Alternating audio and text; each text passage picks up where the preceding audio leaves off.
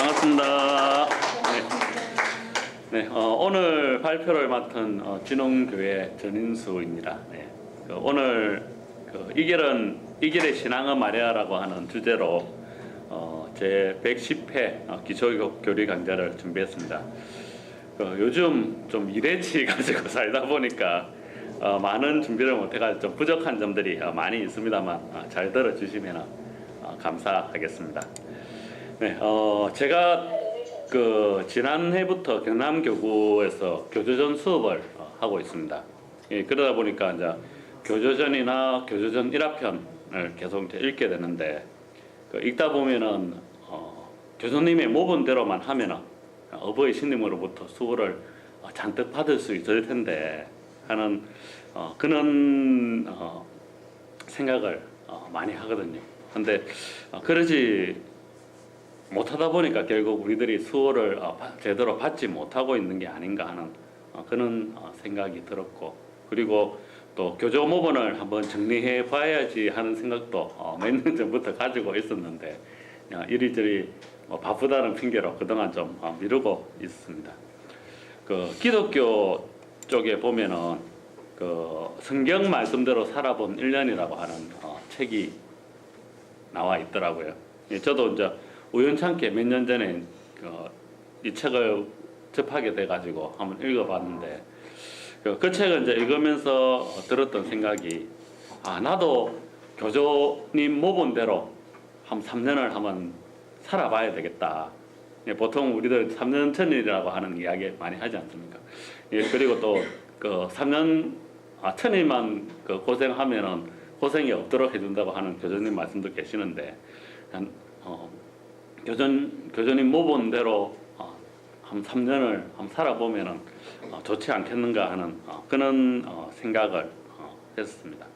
그러면서 교조 모본을 한번 정리하고 또 한번 따라해 봐야지 하는 그런 생각을 몇 년 동안 계속 가지고는 왔습니다만 이런저런 기회로 이런저런 이유로 이제 미루고 있었던 게 이번에 경남 교구에서 이제 교조전 강의를 하면서 어쩔 수 없이 정리할 기회를 가지게 되었던 것 같습니다. 먼저 제가 이 제목을 오늘 강의할 이길의 신앙은 말이야라고 하는 제목을 한 이유는 예전에 어디선가 교주님이 하신 이야기 중에서 이길의 신앙은 말이야 절하고 비는 신앙이 아니야라고 하는 그런 내용의 글을 읽은 적이 있거든요. 그래서 이 제목으로 해야 되겠다라는 생각을 하고 있던 제목을 정했습니다. 근데 이게 어디 있는 긴가 싶어가지고 교조전도 찾아보고 교조전 1화편도 찾아보고 친필도 찾아보고 지도 말씀 찾아보고 했는데 안 나오더라고요. 그래가지고 그나마 제일 비슷한 게 보니까 친필에 있는 구절라 해도 절하고 비는 것이 아니요 물어보고 하는 것도 아니지만이라고 하는 이 구절이더라고요. 지금 이 친필 구절은 여러분들께 나눠드린 것에 제일 처음에 나와 있습니다. 그래서 어쩔 수 없이 일단 이걸로 해야 되겠다라고 하는 그런 생각으로 하게 되었습니다.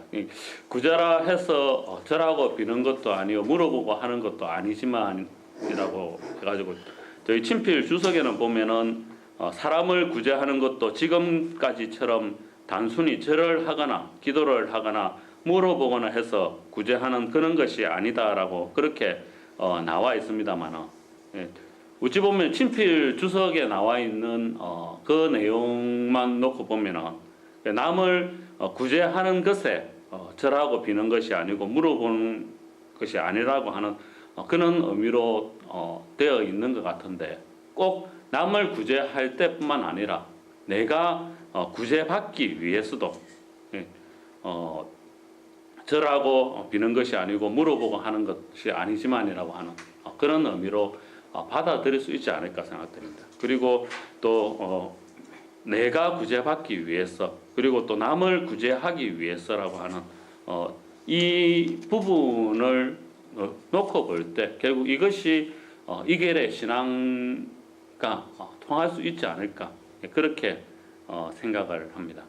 그래서 위에 이 구절을 보면은 이결의 신앙은 절하고 비는 것이 아니요 물어보고 하는 것도 아니지만이라고 이렇게 해석을 해도 되지 않을까 그렇게 생각을 해서 이렇게 제목을 정하게 되었습니다. 그러면 여기서 일단 절하고 빌고 물어본다고 하는 것 이것이 무엇일까라고 한번 찾아봤을 때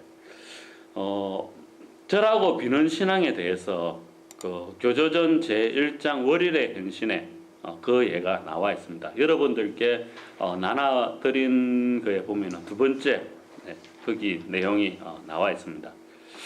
1837년 10월 26일의 일이다. 17세인 장남 수지는 모친 미키를 따라 보리가리를 하러 밭에 나갔다가 갑자기 왼쪽 다리가 아파서 고무래를 지팡이로 삼아 간신히 집으로 돌아왔다.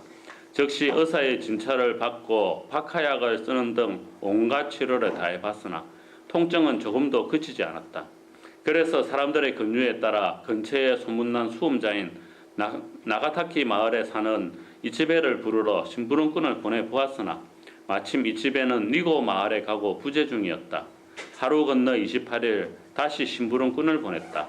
이치베는 증상을 들은 다음 곧 백등명을 올리고 빌어주었다 라고 되어 있는데 여기에서 보면은 그 심부름꾼을 보내가지고 이치베 씨가 백등명을 올리고 빌어주는 것이 바로 절하고 비는 신앙이라고 할 수가 있습니다.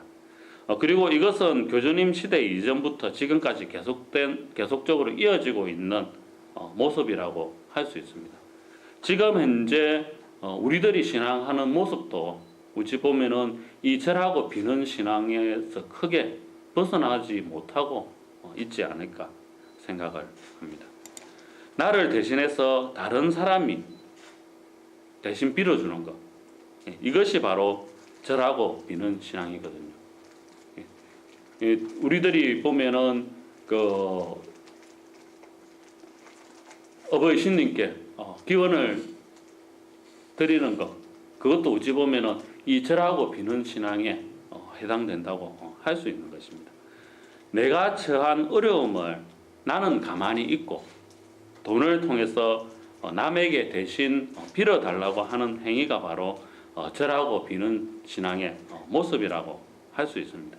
즉 나는 편안하게 지내려고 하고 나를 대신해서 다른 사람이 수고를 하는 그것이 바로 절하고 비는 신앙의 모습이라고 할 수가 있고 이 길의 신앙은 이렇게 절하고 비는 것이 아니라 내가 직접 내가 처한 어려움을 해결하려고 노력하는 그것이 바로 이 길의 신앙이라고 할 수 있는 것입니다. 내가 직접 어려움을 해결하려고 한다고 하는 것은 어버이 신님께 수호받기 위해서 마음 작정을 하고 그리고 그것을 실천하는 모습이라고 할 수가 있을 것입니다. 그냥 단지 교회장님께 또는 포교소장님께 제가 이렇게 안 좋은데 좀 빌어주십시오 하고 그렇게 그냥 돈으로 다 해결하는 것이 아니라 어떻게 하면은 어버이 신님으로부터 도움을 받을 수 있을까? 그것을 거기에 대해서 어버이 신님께 기원을 드리고 그리고 그렇게 기원을 드리면은 어버이 신님께서는 분명히 거기에 대한 해결 방법을 알려주시거든요. 그러면은 그것을 갖다가 마음 작정해가지고 실천을 해 나가는 것. 그것이 바로 교주님께서 바라시는 이 길의 신앙의 모습이라고 할 수가 있습니다. 그리고 물어보는 신앙이라고 하는 것은 어떤 것인가 하면은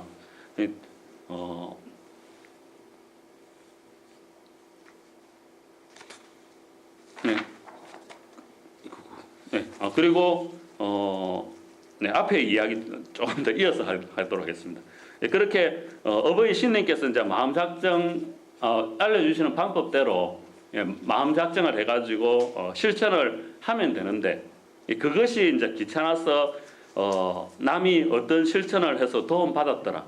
나도 한번 그거를 해봐야 되겠다 하는 마음 그리고 또 남의 실천의 이야기를 갖다가 듣고 저거 한번 해볼까 하는 그런 마음. 그리고 또 교회장님이나 보교소장님께 제가 이런데 어떤 실천을 하면 될까요?라고 물어보는 것. 그것이 바로 물어보는 신앙이라고 할 수가 있습니다. 아직 신앙이 어린 단계라고 하면은 남에게 물어보거나 아니면 남의 실천을 따라하거나 할 수도 있다고 생각을 하지만 어느 정도 신앙을 해왔다고 하면 그 단계에서 결국 벗어나야만 됩니다. 언제까지고 남에게 의지하는 그러한 신앙을 해서는 안 된다고 생각합니다.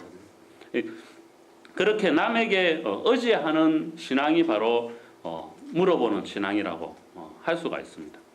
결국 이 길의 신앙은 절하고 비는 것도 아니요 물어보고 하는 것도 아니지만이라고 하신 말씀은 어려움이 생겼을 때 이 길에서는 이제 마디라고 이야기를 하죠.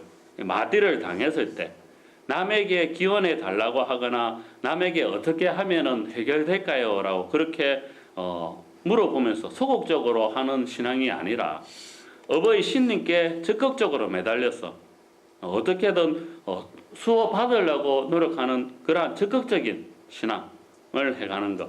그리고 이런 신앙의 적극성에 대해서 교조전 1화편 116편에 보면 혼자라도라고 하는 이야기가 나와 있습니다. 여러분들께 나눠드린 것의 세 번째에 있는 것입니다. 교주님의 말씀을 듣기 위해 한번 들으러 가지 않겠냐고 두세 사람을 그네서 데리고 가면 교주님께서는 결코 달갑게 말씀해 주시지 않는 것이 예사였다.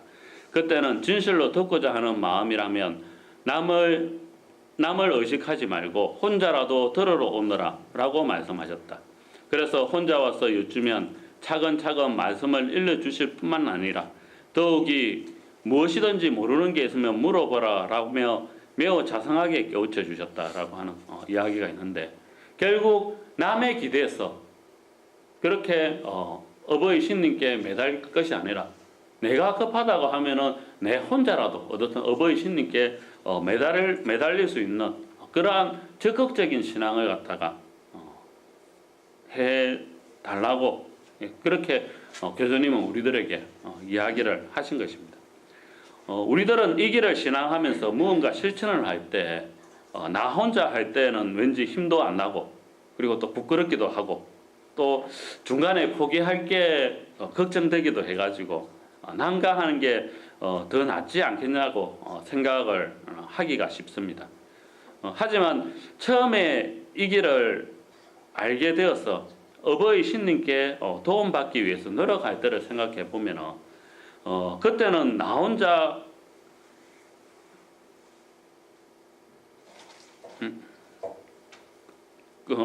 그때는 나 혼자 하니까 힘도 안 나고 부끄럽고 중간에 그럴 겨를도 없이 어버이 신님께 매달렸었죠. 오로지 어버이 신님과 1대1로 맞붙어서 도움받기 위해서 매달렸습니다. 그리고 그 적극성 때문에 어버이 신님으로부터 많은 수호도 날 수 있었다고 생각합니다. 하지만 시간이 지남에 따라 가지고 나이도 들고 왠지 신앙에도 신님의 수호도 예전보다 약한 것 같고 그러다 보니 신앙의 자세도 점점 소극적으로 변하게 된 게 아닌가 생각을 합니다. 그리고 여기에 대해서 교주님께서는 위 일화를 통해서 어버이 신님께 도움받기 위해서는 어떻든 적극적으로 해야 된다. 소극적으로 남에게 의지해서는 거기에 힘을 얻는다고 하는 것은 잘못된 것이다. 남에게 의지하지 말고 적극적으로 어버이 신님께 매달리라고 이야기를 해주신 것입니다. 이렇게 적극적으로 어버이 신님께 매달려서 도움받기 위해 정성을 다하는 것 이것이 바로 남에게 물어보지 않는 신앙이라고 할 수가 있습니다. 따라서 이 길의 신앙은 나는 편하고 남이 나를 대신해서 어버이 신님께 절하고 빌어주는 그러한 신앙도 아니고 그리고 내가 어버이 신님께 도움받기 위해서 남이 하는 모습을 보고 그것을 따라하는 것도 아니고 그리고 또 다른 사람한테 이럴 때 어떻게 하면 좋겠습니까? 그렇게 물어보는 것도 아니라 내가 어떻든 어버이 신님께 도움받기 위해서 어버이 신님께 적극적으로 매달리고 그리고 어버이 신님께 적극적으로 기원 드리고 마음 작정하고 실천을 해 나가는 것, 그것이 바로 이 길의 신앙이라고 할 수가 있고, 그것이 바로 절하고 비는 신앙이 아니고 남에게 물어보는 신앙이 아닌 그러한 형태가 되는 것입니다. 아울러 이 절하고 비는 신앙 그리고 남에게 물어보는 신앙은 그동안 사람들이 해왔던 기존의 관념 상식이라고 할 수가 있는 모습입니다. 신앙이라고 하면 이러한 행태로 해야 안 되겠나 하는 그것이 보면은 바로 이 절하고 비는 신앙에서 그리고 물어보고 하는 신앙에서 크게 벗어나지 않는다는 것이거든요. 그리고 교주님께서 보여주셨던 모범은 바로 이 기존의 관념과 상식에 얽매이지 않고 오로지 어버이 신님께 의지하는 신앙이었습니다. 오로지 어버이 신님만을 믿고 어버이 신님을 의심하지 않는 마음만 있으면 어버이 신님께서는 어떤 어려움도 다 해결해 주신다고 교주님께서는 이야기를 해 주셨거든요. 그리고 이렇게 기존의 관념과 상식에 얽매이지 않고 어버이 신님께만 의지하라는 의미에서 우리들에게 보여주신 모본이 바로 교조전에 나오는 순산허락의 이야기에 담겨져 있습니다. 이거는 좀 내용이 길어가지고 여러분들께 나눠드린 것은 싫지 않았는데 아마도 여러분들도 다 그 내용은 아실 것입니다. 교조님의 3녀 오하루가 순산허락을 받고 수월하게 아들을 낳은 모습을 보고 그 이웃에 사는 유키라고 하는 부인이 교주님께 순산허락을 받았습니다. 이때 교주님께서는 인간 생각은 일체 필요 없다. 어버이 신님께 의지하여 안심하고 낳도록이라고 그렇게 이야기를 하셨거든요. 하지만 유키는 교주님을 믿지 못하고 종래의 간섭 그대로 기할 것 기댈 것 그대로 다 따랐습니다. 아마도 이 유키 씨의 마음은 기존 임신에 좋다고 하는 간섭에 대해 가지고 순산허락까지 받았으니까 더 좋지 않았을까 하는 그런 생각을 했던 것 같습니다. 하지만 출산 후에 30일가량 자리에 눕게 되었습니다. 그때 교주님께서는 의심하는 마음이 있었기 때문이야 라고 말씀하셨고 그리고 그 이듬해에 유키는 다시 순산허락을 받아가지고 이번에는 쉽게 출산을 하게 되었습니다. 결국 유키가 교주님께 순산허락을 받고서도 고생을 한 이유는 어버이 신님을 믿지 않고 종래의 간섭 그대로 따랐기 때문이라고 할 수가 있습니다. 우리들도 이 길의 신앙을 하면서 어버이 신님만 오로지 믿고 따라가야 되는데 거기에 덧붙여가지고 사회에서 뭐 좋다고 하면은 이것도 같이 덧붙여가지고 하면은 더 좋지 않을까 그런 모습들 많이 보이지 않습니까? 그것이 결국 보면은 세상의 상식과 교주님을 의심하는 마음이라는 것이거든요. 오로지 어버이 신님을 의심하는 마음이라는 것입니다. 오로지 어버이 신님만 믿는다고 하면은 다른 것에 의지할 필요가 없는데 결국 우리들이 어버이 신님을 갖다가 100% 믿지를 못하기 때문에 이런 것도 한번 같이 덧붙여 보면은 더 좋지 않을까 하는 그런 마음이 결국 생겨나게 되는 것이거든요. 그래서 교주님께서는 어버이 신님만 믿고 의지한다고 하면은 종래의 간섭 상식에 따를 필요가 없다고 하셨습니다. 그리고 그러한 모습들을 교주님께서는 우리들에게 모본으로 많이 남겨주셨습니다. 그 중에 이제 몇 가지 예를 들면은 혼담의 경우가 있는데 교주님께서 하신 이야기 중에 보면은 이 혼담에 대해서 본인, 부모, 집안의 순서로 생각하라고 하는 그러한 의미의 말씀을 하셨습니다. 당시뿐만 아니라 지금도 보면은 집안을 최우선으로 생각하는 곳이 많습니다. 혼담에 있어 가지고 보면 특히나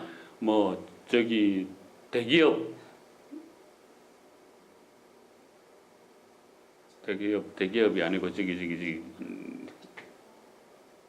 아무튼 부자들요. 갑자기 용어가 잘 생각이 안 나가지고 재벌 그 재벌들 같은 경우 보면은 그 결혼할 때 보면 집안들 엄청 많이 따지지 않습니까 보면은. 예. 예.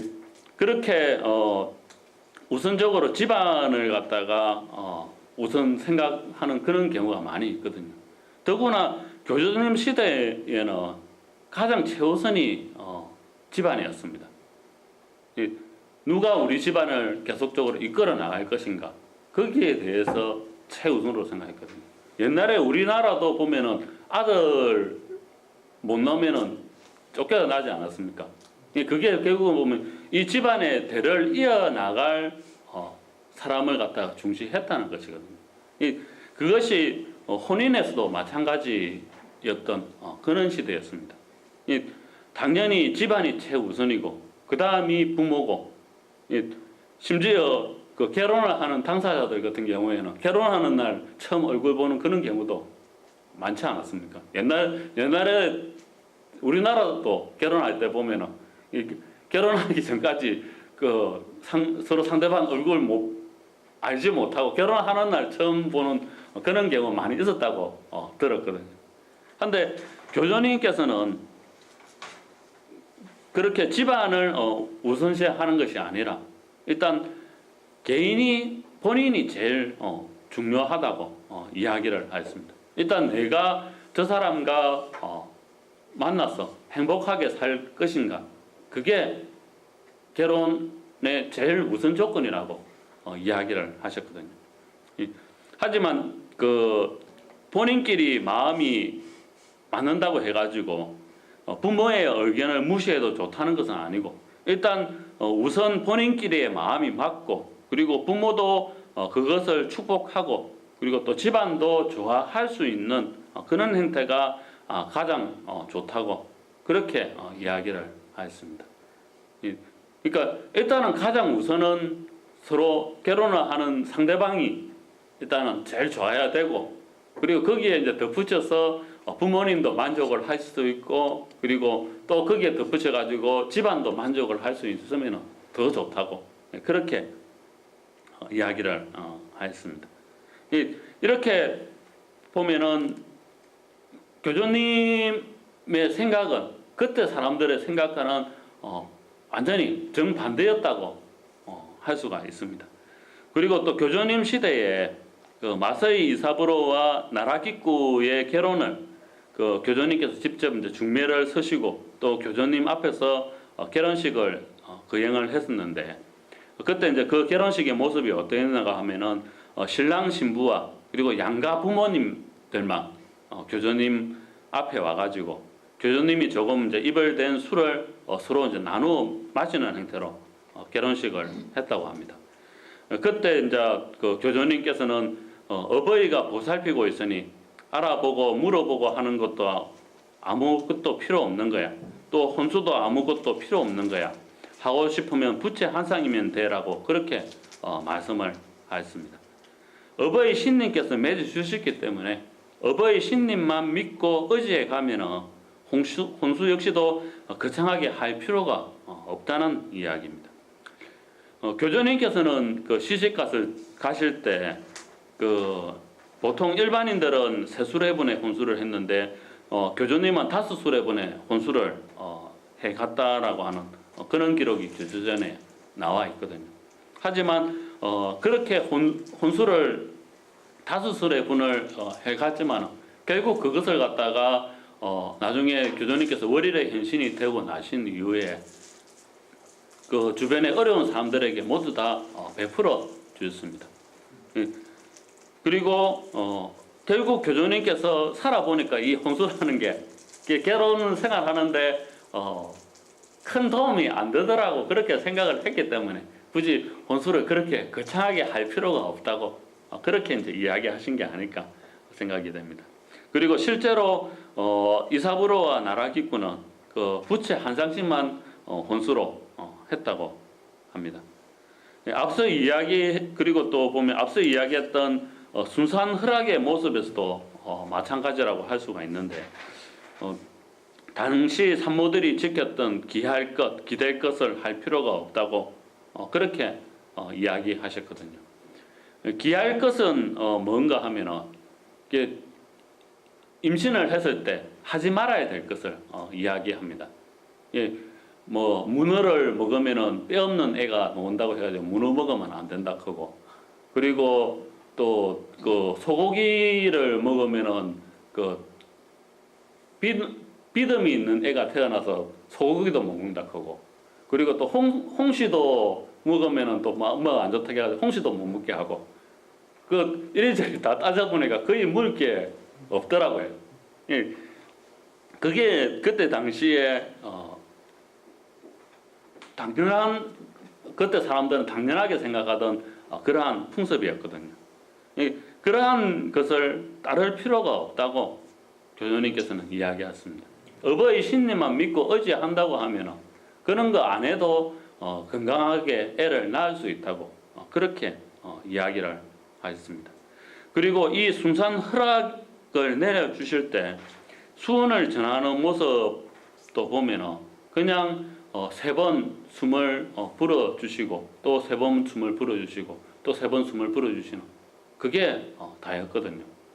뭔가 거창한 뭐 그런 동작이 있는 것도 아니고 그냥 단지 후후후 후후후 후후후 그 산모의 배에 그렇게 세 번씩 숨을 불어넣는 그게 다였습니다.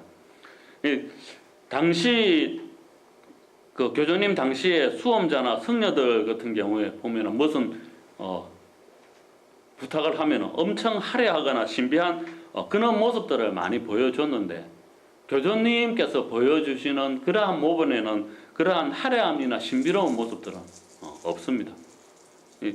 그리고 히노키신과 신학가 역시 마찬가지라고 할 수가 있는데 교주님 이전 그 일본에서 히노키싱에 있는 이 키싱이라고 하는 것, 이것은 보면은 그 가진 사람들이 절이나 신사에 기부하는 행위를 갖다가 키싱이라고 했습니다. 그리고 이 키싱은 아무나 할 수 있는 게 아니라 어느 정도 일단 직위에 있는 사람들만 가능했고 또 여자들은 또 못했어요. 여자들은 하면 부정탄다고 해가지고 못하게 했었거든요. 하지만 교주님께서는 히노키싱은 어버이 신님의 은혜에 보답하는 마음이라고 하면 누구나 다 할 수가 있는 것이라고 그렇게 이야기를 했습니다. 있는 사람만 가능한 것이 아니라 일반 서민도 할 수가 있고 그리고 또 나이가 많거나 적음도 상관없고 그리고 또 남자 여자의 성별도 관계없다고 그렇게 이야기를 하였습니다. 단지 어버이 신님의 은혜에 보답하는 마음만 있다고 하면 누구나 할 수 있는 행위가 히노키싱이라고 이야기를 하셨거든요. 그리고 우리들이 근행을 올리는 그 근행의 지가로서 사용되는 신학가 역시도 마찬가지라고 할 수가 있습니다. 이 신학가라고 하는 것은 우리 천리교에만 있는 것은 아니거든요. 일본에서 교주님 이전부터 신사나 절에서 이 신학가를 불러왔습니다. 하지만 교주님 이전의 신학가는 우리들이 그 집에서 제사 지낼 때 보면은 유세차하면서 막 그렇게 제문을 읽지 않습니까? 한데 한자로 되어 있기 때문에 그 유세차하면서 막 이야기하는데 무슨 의미인지는 저희는 모르겠더라고요. 그와 마찬가지로 그때 교주님 이전까지의 신학가는 이렇게 한자로 되어 있어 가지고 그 의미도 알기 어렵고 또 아무나 부를 수 있는 것이 아니라 이 신학가를 부를 수 있는 자격이 있는 신직자만 부를 수가 있었습니다. 이것을 교주님께서는 일반 서민도 부를 수 있도록 가나로 적어주셨고 그리고 또 누구나 부를 수 있도록 그렇게 하였습니다. 특정 지위에 있는 사람만이 할 수 있다고 하는 그러한 기존 관념을 갖다가 깨고 서민이라도 부를 수 있고 남녀노소 관계없이 누구나 부를 수 있는 것으로 교주님께서는 바꾸셨습니다. 그리고 이렇게 기존의 상식이나 간섭을 타파해 나가는 그러한 교주님의 가르침과 그리고 또 기존의 간섭과 관념을 지키려고 하는 그러한 사람들 간의 충돌이 바로 뒤에 이제 이 길의 탄압으로 그렇게 이어지게 되는 것입니다. 그렇게 기존 상식과 간섭을 타파하려는 교주님의 모습은 신비함이나 화려함, 거창함이 전혀 없었습니다. 앞서 이야기 드렸듯이 순수한 허락을 전해주시는 모습에서도 보면 배에다가 숨을 그냥 3번 불고 3번 쓰다듬어주고 하는 그것이 다였거든요. 무언가 거창하거나 화려하거나 신비하거나 하는 그러한 모습 없이 그냥 아주 가식 없는 그런 모습을 보여주셨습니다. 그리고 꾸밈 없는 그런 모습을 보여주셨습니다. 그리고 그것이 바로 교주님의 가르침이라고 할 수가 있거든요. 무언가 남에게 보여주기 위해 가지고 화려하게 하려고 하거나 꾸밀려고 하는 거 없이 그냥 있는 그대로 보여주는 것, 그것이 바로 교주님의 가르침이라고 할 수가 있습니다. 그리고 앞서 이야기했던 그 혼담과 결혼식도 보면은 이 결혼을 하는 당사자들의 마음이 가장 중요하다고 하는 그 근본에 먼저 생각하셨기 때문에 결혼을 하는 본인들의 마음이 중요하다고 그렇게 결국은 이야기하셨던 것 같거든요.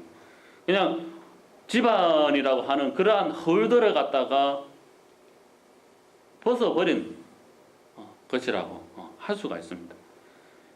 우리들 이 시대를 살아가는 우리들도 보면은 결혼할 때 보면은 부모님들이 여러 가지 많이 따지지 않습니까? 근데 그것이 결국 보면은 어찌 보면은 거기에 내가 이 정도 사는데 남한테 내가 이 정도 산다고 하는 것을 보여줘야지 하는 그러한 마음이 있기 때문에 결국 상대방을 갖다 고르게 되는 것이거든요. 근데 결혼은 부모님하고 그 뭐 며느리나 사위가 하는 게 아니지 않습니까? 보면은 그 자기 자식과 상대방이 하는 게 결혼이거든요. 그러니까 결국은 그 결혼을 하는 당사자들의 마음이 가장 중요하다고 할 수 있습니다. 다른 것은 필요가 없다고 할 수 있습니다. 그리고 또 어버이 신님으로부터 구제를 받기 위해서 무언가 거창한 실천을 해야 하지 않겠다 하는 그러한 생각도 하기 쉽습니다. 또 남을 구제하기 위해서도 무언가 거창한 실천을 하거나 또 수언을 전할 때도 무언가 신비로운 모습을 보여야 하지 않을까 하는 그런 생각을 할 수가 있습니다. 그래서 어떤 용재 선생님은 수언 전할 때 아주 동작도 막 크게 하면서 화려한 모습을 보여주려고 하는 그러한 분들도 계시는데 어버이 신님께서는 교주님께서는 어버이 신님만 믿는 마음이라고 하면은 이런 거창하거나 신비로운 것이 전혀 필요가 없다고 그렇게 이야기를 해주셨습니다. 그냥 단지 남을 돕고자 하는 마음, 그게 가장 중요하다고 그렇게 이야기를 해주셨습니다. 결국 이렇게 꾸밈 없이 본질에 충실한 그것이 바로 교주님의 가르침이라고 할 수가 있거든요. 한데 그렇게 꾸밈 없이 가식 없는 그러한 모습을 보여주면 뭔가 남들이 볼 때 없어 보이지 않을까 하는 그러한 생각을 하다 보니까 결국은 그런 것을 의식해가지고 뭔가 화려하게 하고 싶고 그리고 또 뭔가 신비로운 모습도 보여주고 싶고 하는 그러한 마음이 생기게 되지 않나 그렇게 생각을 합니다. 결국 그러한 것을 버리고 근본에 충실하는 것, 그것이 바로 교주님의 가르침이라고 할 수가 있을 것 같습니다. 하지만 이렇게 이제 우리들이 그러한 것들을 안다고 하더라도 이 길을 신앙하면서 우리들은 알게 모르게 종래의 간섭이나 세상의 상식 그런 것들을 갖다가 신앙에 접목하고 그리고 또 무언가 화려한 것을 계속적으로 추구하려고 하는 그런 경향이 많이 있습니다. 종래의 간섭이나 세상의 상식을 갖다가 이 길의 신앙에 접목한다고 하는 것은 결국 쉽고 편한 길을 가겠다는 것과 같습니다. 결국 어버이 신님께서 이 길의 신앙이 아니라고 하신 절하고 비는 신앙이라고 할 수가 있습니다.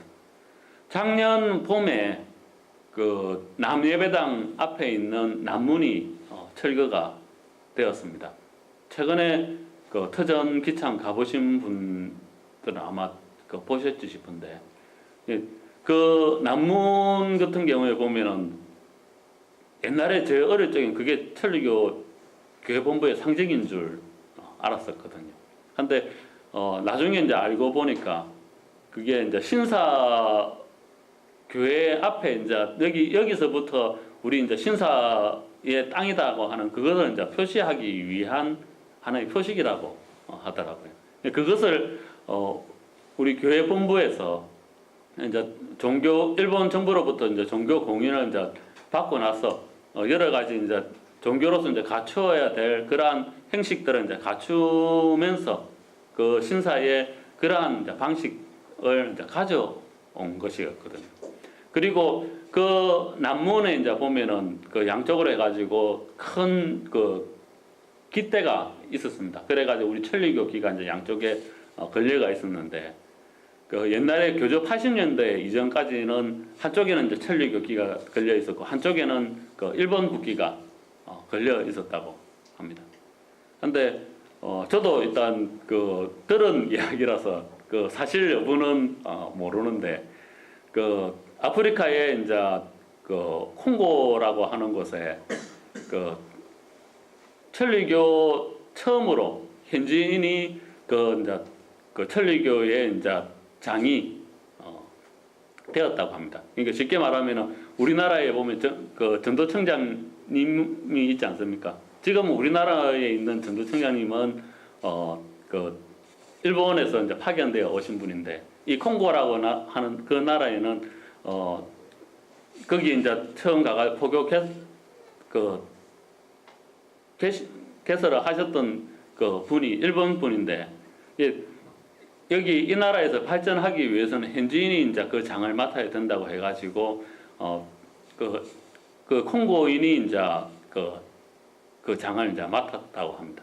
그래서 그 콩고 이제 대통령이 그 교회 본부에 이제 감사하다는 표시를 하기 위해서 참배를 하러 왔는데, 보니까 한쪽에는 일본 국기가 걸려 있고 한쪽에 천리교 깃발이 이제 걸려 있는 것을 보고 종교가 이래서 되겠냐고 하면서 참배를 안 하고 그냥 돌아갔다고 하거든요.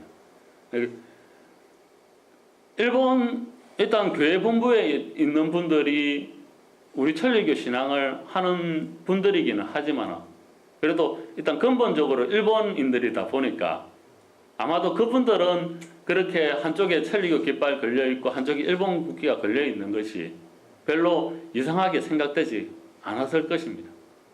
한데 그것이 결국은 보면은 세상의 종래의 간섭에 따랐고 세상의 상식에 따랐기 때문에 그러한 모습이 되었다고 생각되거든요.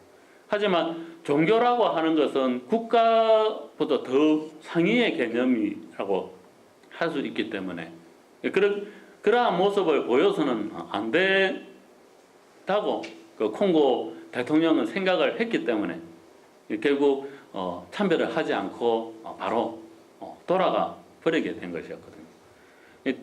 만약에 교회 본부가 일본 정부로부터 교회 공인을 받기 위해서 그렇게 종래의 간섭과 세상의 상식에 따르지 않고 오로지 어버이 신님만 믿고 따라갔더라고 하면 아마 지금쯤이면 홍고에는 훨씬 더 많은 우리 천리교가 퍼져 있을지도 모르는데, 그냥 종래의 간섭 그대로 그리고 세상의 상식에 따르는 그러한 모습을 보였기 때문에 그러한 기회를 잃지 않았을까, 그렇게 생각됩니다. 그리고 그렇게 종래의 간섭에 따른다는 것, 그리고 세상의 상식에 따른다고 하는 것, 그것은 결국 어버이 신님을 믿고 따라가기보다는 좀 더 편한 길을 가고 싶다고 하는 그러한 마음이 들어가기 때문에 그렇게 되는 것이라고 생각되거든요. 결국 그것이 바로 절하고 비는 신앙이라고 할 수가 있는 것입니다. 또 혼자 하면 무언가 초라할 것 같고 자꾸 화려한 것을 추구하려고 하는 것도 보면은 결국 남들보다 덜 고생하고 보다 편하게 결과를 얻고자 하는 마음에서 나오는 것이라고 할 수 있습니다. 이 또한 어찌 보면 결국 절하고 비는 신앙 그리고 물어보는 신앙이라고 할 수 있지 않을까 생각합니다.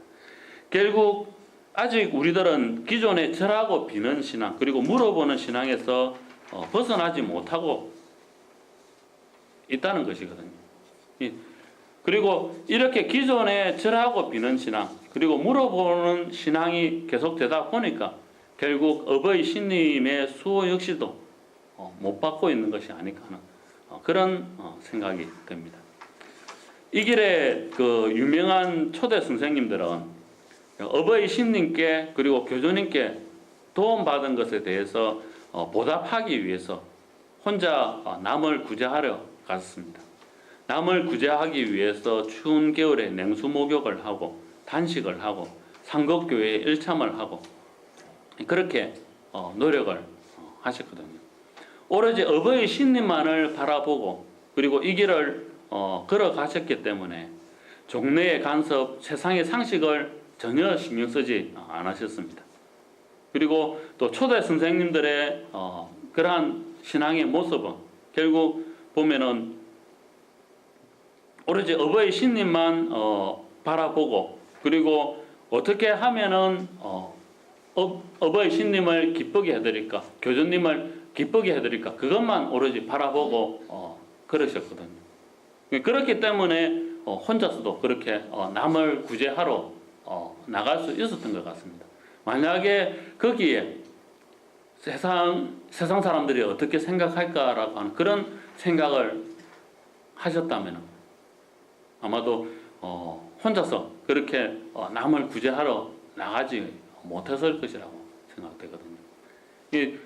이게 우리나라에도 보면은 우리나라에 계셨던 초대 선생님들도 보면 이야기 들어보면은 그 집에 아기가 있는데 낮에 이제 그 전도를 나가야 되는데 이 애가 그 집에 혼자 있는 게 불안해가지고 밖에 그 열쇠로 잠가놓고 그렇게 전도를 가셨다고 합니다. 애가 집안에 이제 있으면서 그 방에 똥도 누고 오줌도 누고 그러다 배고프다 보니까 자기가 누운 똥도 막 주먹고 막 그리 했다고 하는 이야기도 들었거든요. 그게 예전에 저희 초대 선생님들의 그러한 모습이었다고 생각됩니다. 그리고 그러한 모습은 결국 절하고 비는 신앙 그리고 물어보는 그러한 신앙과는 전혀 다른 그야말로 교주님께서 바라셨던 그러한 신앙이라고 할 수 있을 것 같습니다.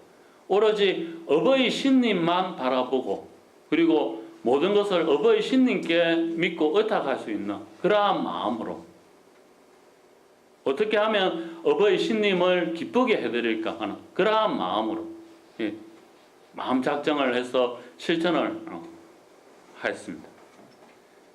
그렇게 하셨기 때문에 결국 어버이 신님으로부터 많은 수호를 갖다가 받을 수 있었다고 생각되거든요.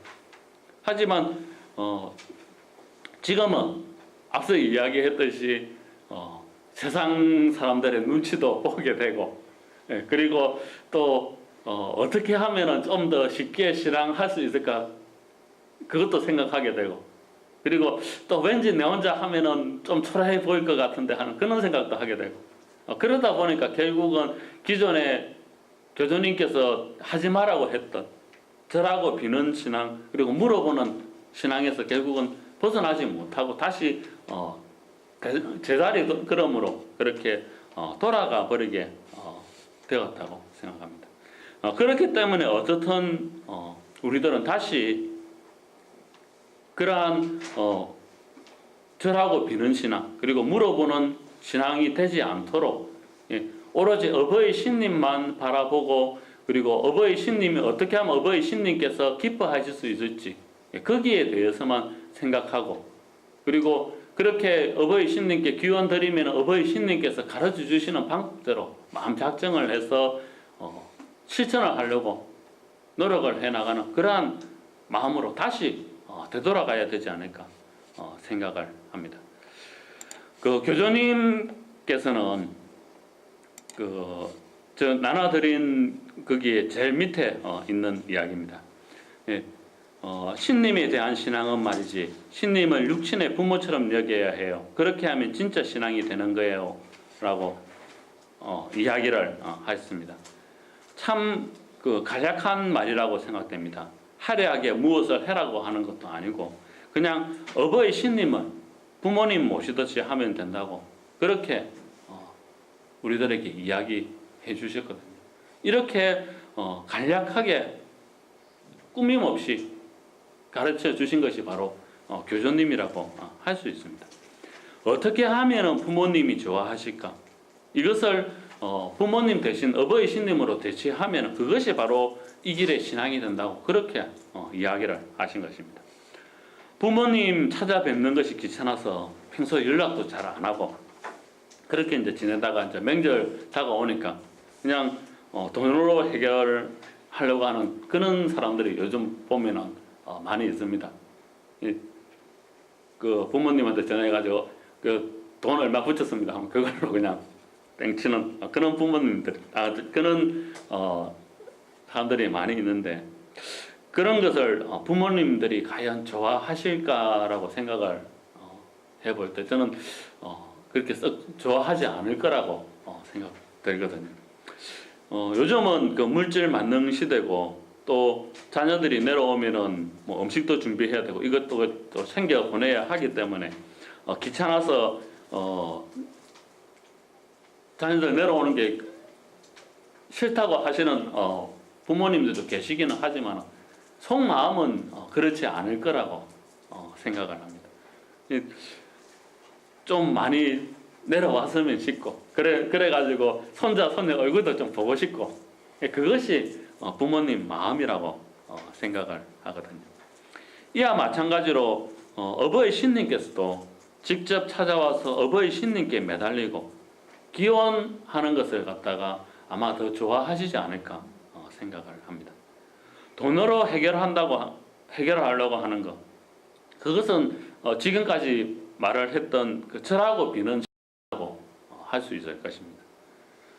또 그 대학을 졸업해가지고 일자리를 찾아서 열심히 생활하는 것, 그것을 아마도 부모님들은 좋아하실 것입니다. 일하기 싫다고 집에서 빈둥빈둥 돌기만 하고 그리고 또 스스로 해결하려고 하지 않고 모든 것을 부모에게만 의지하려고 하는 것, 그것도 부모님들은 별로 좋아하시지 않을 것입니다. 마찬가지로 어버이 신님께서도 조금 내 몸이 피곤하고 힘들더라도 어버이 신님께 직접 찾아와서 어버이 신님께 매달리고 마디를 해결하기 위해 마음 작정하고 실천하려고 노력하는 것, 그것을 갖다가 더 좋아하시지 않을까 그렇게 생각합니다. 빈둥빈둥 놀고 어버이 신님께만 의지하려고 하는 것은 물어보는 신앙이라고 할 수 있을 것입니다. 결국 절하고 비는 신앙, 물어보는 신앙이 되지 않도록 노력하고 부모님에게 하듯이 어버이 신님께서 좋아하실 수 있도록 자주 찾아뵙고 그리고 어버이 신님께 도움받기 위해서 내가 직접 실천하는 것, 이것을 갖다가 어버이 신님께서는 바라고 계시고 그리고 그렇게 함으로써 우리들은 어버이 신님으로부터 수호를 더 많이 받을 수 있지 않을까 생각을 합니다.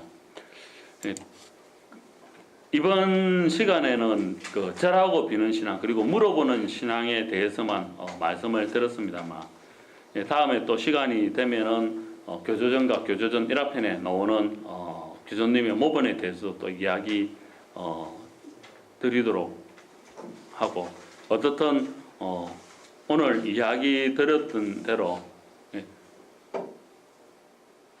절하고 비는 신앙, 예, 이게 내가 직접 하려고 하지 않고 남에게 대신 해달라고 하는 그러한 모습의 신앙을 하지 마시고, 그리고 또 남이 하는 모습 보고 나도 저렇게 하면은 도움 받겠지, 그리고 또 내가 도움받기 위해서 어떻게 해야 되겠습니까? 그렇게 남한테 물어보지 말고 어버이 신님께 직접적으로 기원 드리고, 그리고 어버이 신님께서 가르쳐 주시는 대로 그렇게 마음 작정해 가지고 실천을 해 나갈 수 있는 그런 신앙, 예, 그렇게 절하고 비는 신앙, 물어보는 신앙의 모습에서 타이틀을 해 가지고 그야말로 교주님께서 바라시는 그러한 신앙의 모습으로 다시 돌아가서 어쨌든 어버이 신님의 수호를 많이 받아서 다시 예전에 초대 선생님들 그 시대처럼 이 길이